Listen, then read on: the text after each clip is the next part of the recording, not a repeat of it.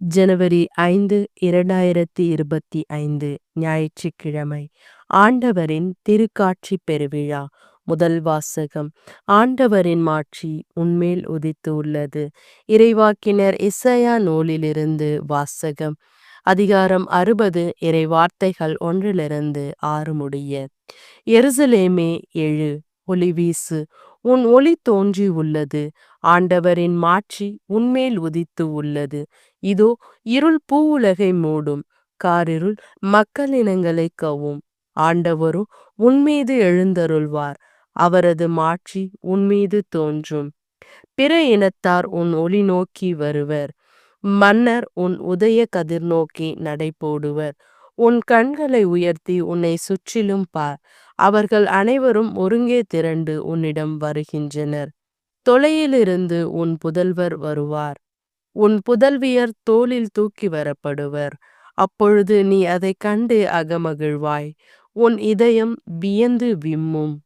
கடலின் திரள் செல்வம் உன்னிடம் கொணரப்படும், பிற இனத்தாரின் சொத்துக்கள் உன்னை வந்து அடையும். ஒட்டகங்களின் பெரும் திரள் உன்னை நிரப்பும், மிதியான், எப்பாகு ஆகியவற்றின் இளம் ஒட்டகங்களும் வந்து சேரும். சேபா நாட்டினர் யாவரும் பொன் நறுமணப் பொருள் ஏந்தி வருவர், அவர்கள் ஆண்டவரின் புகழை எடுத்துரைப்பர். ஆண்டவரின் அருள்வாக்கு. இறைவா உமக்கு நன்றி. இரண்டாம் வாசகம்.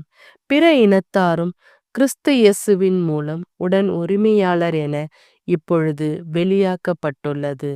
திருத்தூதர் பவுல் எபேசியருக்கு எழுதிய திருமுகத்திலிருந்து வாசகம். சகோதர சகோதரிகளே, உங்கள் நலனுக்காக கடவுளின் அருளால் எனக்கு அளிக்கப்பட்ட பொறுப்பை பற்றி கேள்விப்பட்டிருப்பீர்கள் என எண்ணுகிறேன்.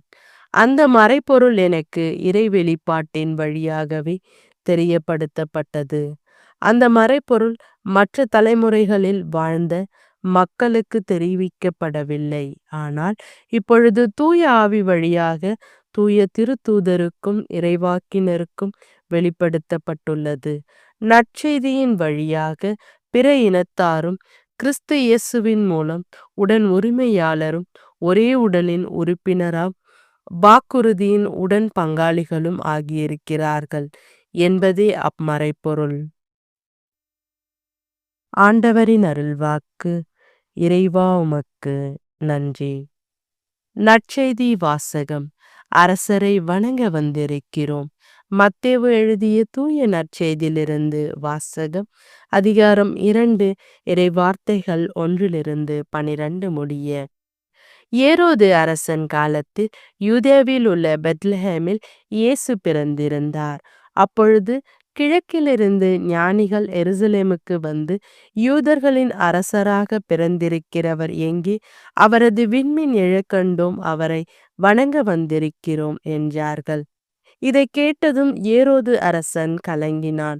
அவனோடு எருசலேம் முழுவதும் கலங்கிற்று. அவன் எல்லா தலைமை குருக்களையும் மக்களிடையே இருந்த மறைநூல் அறிஞர்களையும் ஒன்று கூட்டி, மெசியா எங்கே பிறப்பார் என்று அவர்களிடம் விசாரித்தான். அவர்கள் அவனிடம், யூதேயாவில் உள்ள பெத்லஹேமில் அவர் பிறக்க வேண்டும், ஏனெனில் யூதா நாட்டு பெத்லஹேமே, யூதாவின் ஆட்சி மையங்களில் நீ சிறியதே இல்லை. ஏனெனில் என் மக்களாகிய இஸ்ரேலை ஆயரென ஆள்பவர் ஒருவர் உன்னிலிருந்தே தோன்றுவார் என்று இறைவாக்கினர் எழுதியுள்ளார் என்றார்கள். பின்பு ஏரோது யாருக்கும் தெரியாமல் ஞானிகளை அழைத்து கொண்டு போய் விண்மீன் தோன்றிய காலத்தை பற்றி விசாரித்து உறுதி செய்து கொண்டான்.